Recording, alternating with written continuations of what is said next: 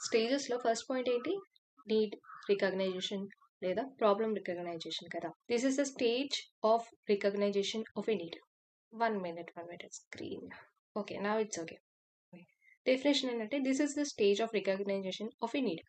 అసలు నీడ్ ఏమైనా ఉందా అని తెలుసుకునే స్టేజ్నే నీడ్ ఆఫ్ రికగ్నైజేషన్ అంటారు. Next one, need could be 2 types, internal or external stimulus. ఇప్పుడు నీకు దాహం వేసింది అనుకో, నువ్వు వాటర్ తాగుతావు అంటే లోపల నీకు ఒక ఇంటెన్షన్ సంథింగ్ ఏదో చెప్తుంది, నాకు దాహం వేస్తుంది అని. దానికి తగ్గట్టుగా నువ్వు వెళ్ళి పర్ఫామ్ చేసేదే ఇంటర్నల్ స్టిమ్యులస్. ఎక్స్టర్నల్ స్టిమ్యులస్ అంటే ఫర్ ఎగ్జాంపుల్ వాడు ఏదో కోకోకోలా సంథింగ్ ఏదో తాగుతున్నాడు, నువ్వు చూసావు, అబ్బా నాకు కూడా అది కావాలి, నేను కూడా తాగాలనుకుంటున్నా అని ఆ డిజైర్ వచ్చింది కదా, దాన్ని ఎక్స్టర్నల్ స్టిమ్యులస్ అంటారు. బయట వాళ్ళని చూసి మనం ఇన్ఫ్లుయెన్స్ అయిపోయి మనం కూడా కావాలి అనుకునే ఏదైతే ఉందో దాన్ని ఎక్స్టర్నల్ స్టిమ్యులస్ అంటారు. ఇక్కడ అదే మెన్షన్ చేశాను. Right, next point, a need or problem recognition. ఇక్కడ 2 రకాలు ఉంటాయి. ఒకటి సింపుల్ ప్రాబ్లమ్, ఒకటి complex problem. Simple problem recognition similar to structured problems. మనకి ఏదైనా ఒక స్ట్రక్చర్డ్గా ఉంది ఒక ప్రాబ్లమ్, ఎప్పుడు చూసినా అదే ప్రాబ్లమ్ వస్తుంది, దాన్ని సాల్వ్ చేస్తే సరిపోతుంది.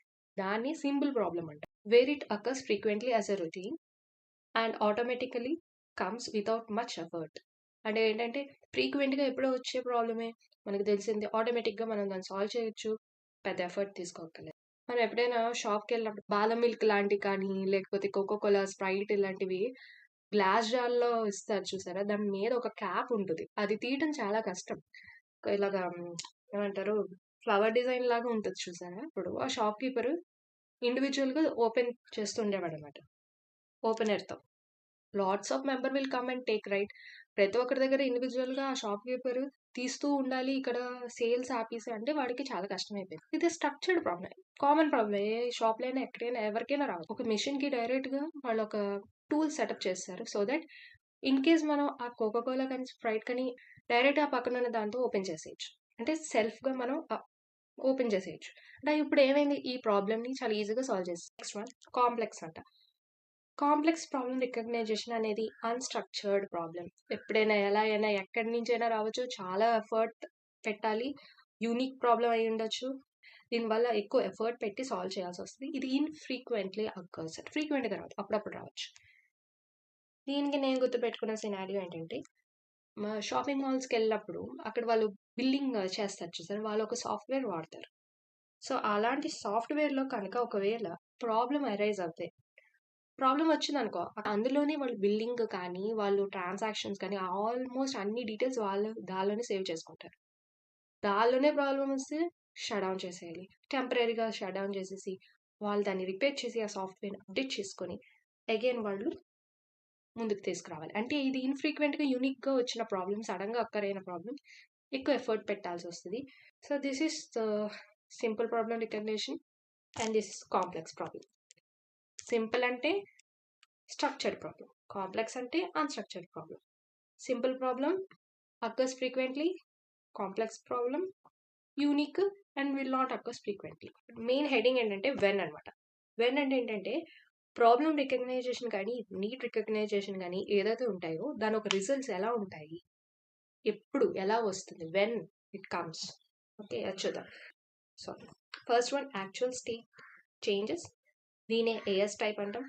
సెకండ్ వన్ వచ్చి డిజైర్ స్టేట్ చేంజెస్, దాన్ని డిఎస్ టైప్ అని కూడా అంటాం. ఏఎస్ టైప్ అంటే ఒక ప్రోడక్ట్ ఉంటుంది, ఆ ప్రోడక్ట్ అనేది ఫెయిల్ అయింది, ఆ కన్జ్యూమర్కి ఆ ఒక ప్రోడక్ట్ అందక అలాంటి ప్రాబ్లమ్స్ ఏదైతే ఉన్నాయో దాన్ని యాక్చువల్ స్టేట్ చేంజెస్ అంటాం. పాండమిక్ టైంలో డైరీ ప్రొడక్ట్స్ కూడా మనకి అందటం చాలా కష్టమైపోయింది. Even milk, curd, basic need, right, అందరికీ కావాల్సింది డైలీ. సో కన్జ్యూమర్ చాలా ప్రాబ్లమాటిక్ ఫేస్ అయ్యాడు.